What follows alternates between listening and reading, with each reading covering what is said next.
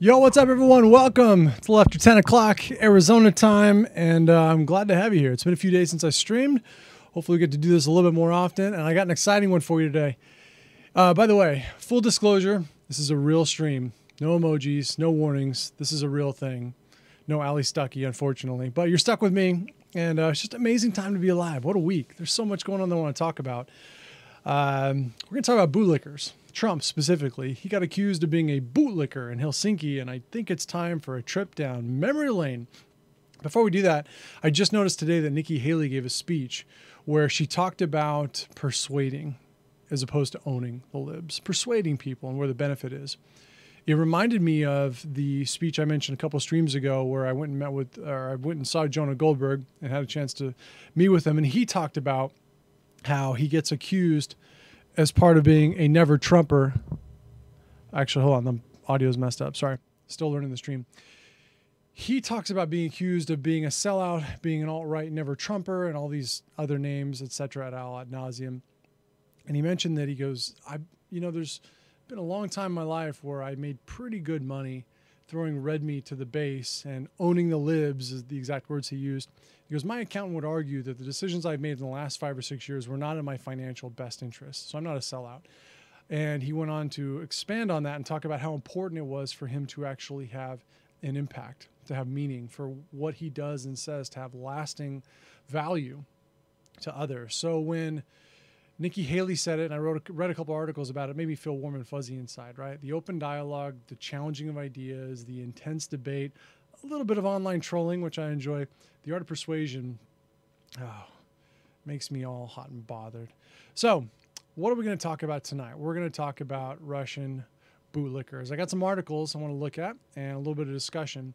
And I'll start with this one. It was actually written in the American Spectator. And the reason it caught my attention is because it was written by Paul Kengor. So let me check. And basically, this is a guy that I interviewed on my YouTube channel. Outstanding interview. I think you should definitely check it out. Obviously, my view counts aren't all that high because the channel is fairly new. But not only does he have quite a few books under his belt, he's written about all different aspects of communism. I went ahead and did an entire page of quick reference guide for communist stuff, between the fact that most of these guys were educated in Paris and Germany, and they all had a lot of the same horrible ideas and some of the terrible things they said. And like here's some on revolution and abortion. A lot of people don't know that when Lenin came to power, he did it on the promise that he would legalize divorce and make abortion legal. And they figured by 1920, when it was legalized, they, I think, killed 6 or 7 million. What is it? By 1934, there were 3 abortions for every live birth. In the 1970s, Russia averaged a breathtaking 7 to 8 million abortions per year. Even Margaret Sanger went there and said, you guys are a little out of control with the abortions. Like, let's just slow it down a little bit. So when she, of course, went to visit Moscow, there's all kinds of great stuff here. So definitely check that out. I used to put it behind a Patreon paywall, but I'd really like you to have access to it because there's so much good stuff here. So it's kind of getting out of business. Some of this comes from Mr. Kengor's article, which I'll link to in the notes. So I want to run through this a little bit with you and just talk about some of the interesting historical perspectives that are lacking in the debate and criticisms about Donald Trump. Now, John McCain, my all-time favorite senator who refuses to relinquish his seat, which is why I'm a huge non-advocate of the 17th Amendment, because the state could just nix him and send someone who's actually useful, described the Trump-Putin press conference in Helsinki as one of the most disgraceful performances, scare quotes, by an American president in memory. He doesn't remember that much because he has brain cancer. No prior president, insisted McCain, has ever abased himself more abjectly before a tyrant. Now, those are pretty strong words. Reminds me of a story called McCain and Abel, where McCain wasn't able to remember facts because he had brain cancer and hadn't been to work for over a year. Again, because of the 17th Amendment, he still remains a senator. Now, Daniel Flynn had an article in the same page where he basically wrote that the event left New York Times columnist Thomas Friedman to write, Donald Trump is either an asset of Russian intelligence or really enjoys playing one on TV. Former CIA Director John Brennan called Trump's performance nothing short of treasonous. Interesting. If only a member of the president's entourage departed the summit, I'm reading Flynn's words, for Moscow to receive official honors for his service to Russia, then perhaps Donald Trump's critics might view him in a more favorable light. This actually happened at the conclusion of this Yalta summit when Franklin Roosevelt's advisor, Alger Hiss, this guy right here, good-looking communist, traveled to Moscow. There, his Russian masters decorated him. Imagine if Donald Trump had an agent who got awards after the session was over. Quote, recently Ailes and his whole group were awarded Soviet decorations, reads a Soviet intelligence document intercepted and decrypted by the Verona Project. Quote, after the Yalta conference, when he had gone to Moscow, a Soviet personage in a very responsible position, Ailes gave to understand that this was Comrade Vyshinsky, allegedly got in touch with Ailes and at the behest of the military neighbors passed oil to him, their gratitude, and so on. Now, Hiss was one of just 3 Americans to accompany the Secretary of State to Moscow after Yalta. He was the figure codenamed Ailes. The word neighbors meant the GRU, which was the military intelligence in Russia. Now, what's really ironic about this is it hasn't besmirched the reputation of Mr. Franklin Delano Roosevelt.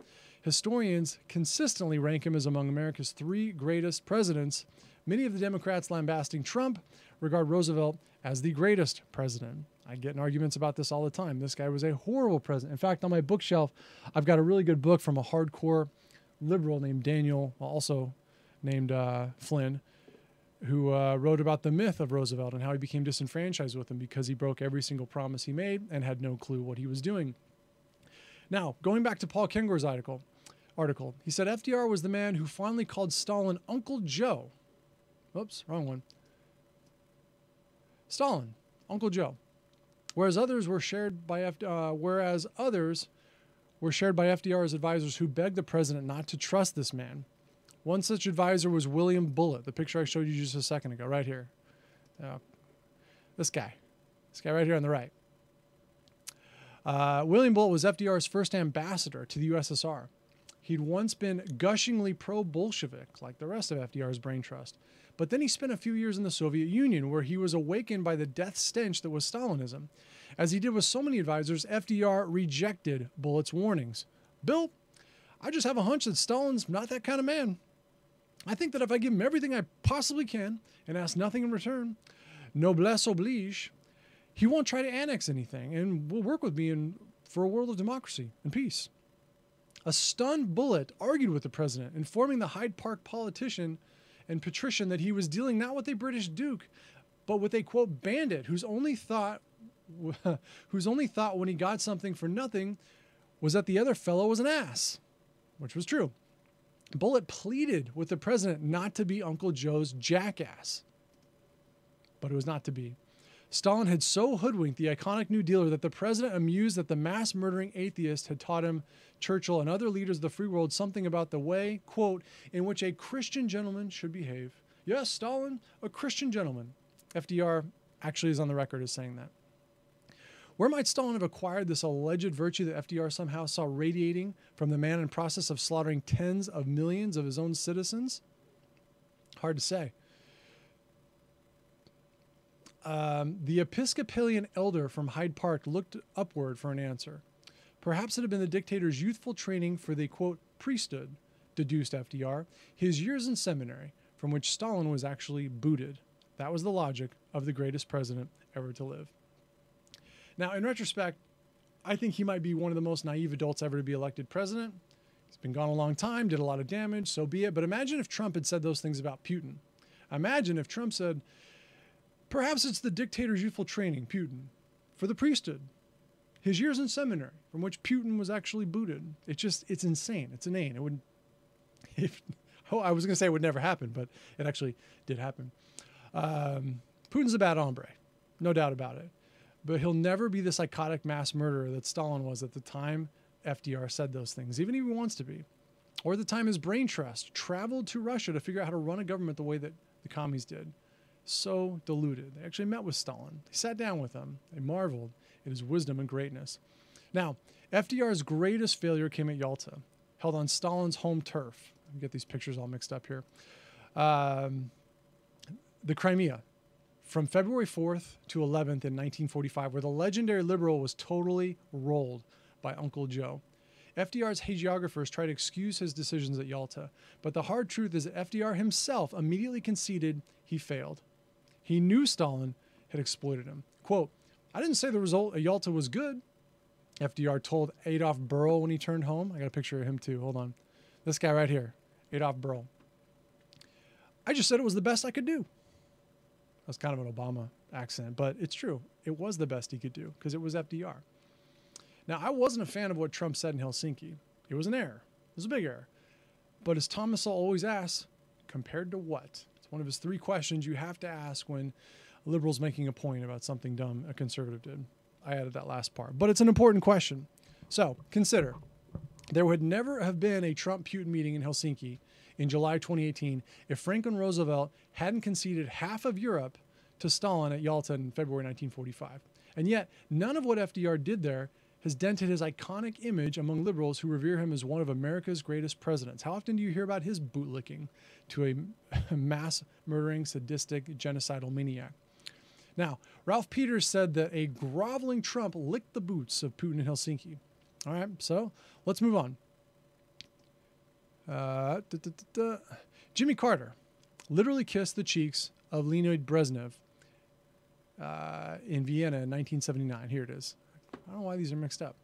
Now, that smooch of the Russian bear was a perfect metaphor for 4 years of Carter groveling before communist kingpins from Moscow to Warsaw.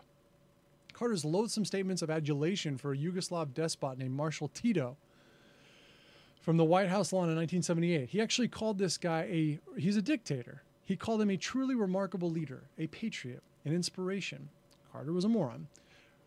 Let's not leave John F. Kennedy out. This is Kennedy right here.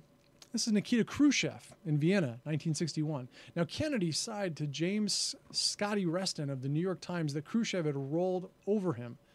He, quote, thinks I'm weak. He just, quote, beat the hell out of me, Kennedy told Reston. Quote, it was the worst thing in my entire life. He savaged me, unquote. Bootlicker. It's no coincidence the Berlin Wall started going up in East Germany mere weeks later and that missiles started appearing in Cuba. Hopefully you guys that are watching know how that ended. If not, Google it. Now, the thing about Kennedy that I think is amazing, and some of this has come out recently, but other was known earlier because his dad was a pro-Nazi sympathizer. This guy right here, this genius non-bootlicking president that we were so lucky to have, actually, I scrolled down a little too far here. I was a big fan of a guy named Hitler. He was. He actually said he was the, quote, stuff of legends and that people who didn't like Hitler were jealous. He could have been a writer for SNL. He could have qualified for that. But he was a revered president instead. I don't want to leave out this guy, Gerald Ford. His performance in Helsinki with Brezhnev in 1975, a grinning Ford celebrated the signing of a human rights agreement with Moscow that was a sham and a total farce. While we're at it, we could talk about another couple presidents we've had that are beyond reproach because of their great judgment and decision-making, and of course their strong posturing with evil dictatorships like the Russians. This guy comes to mind. But why bother even talking about him? I mean, the Iran deal, the Arab Spring, bowing to dictators, not lifting a finger when Assad made him look like an Assad, or the amount of cash the Russians have pumped into the Clinton Foundation. The real question is whether there was any boot left for Trump, who was a lifelong liberal Democrat, to lick when the iconic presidents of the left were through with them. Now, I would certainly encourage you to go check out this interview with Paul Kengor, as well as some of the other ones I've done with some great artists. I think they're gems. They don't have the exposure that a lot of YouTube famous people do, but I think they're really excellent interviews, especially if you're looking to persuade people with knowledge, facts, reason, and historical, I don't want to say knowledge again, but that's what it is, as opposed to just owning the libs. I think it's really epic stuff, and I'd love to have you a subscriber and check that out. So I'm going to check the comments real quick because I didn't have the page up, and then we're going to send you off. So as always, appreciate you being here. Check out the stream whenever we're live, and thanks for subbing. Talk to you real soon.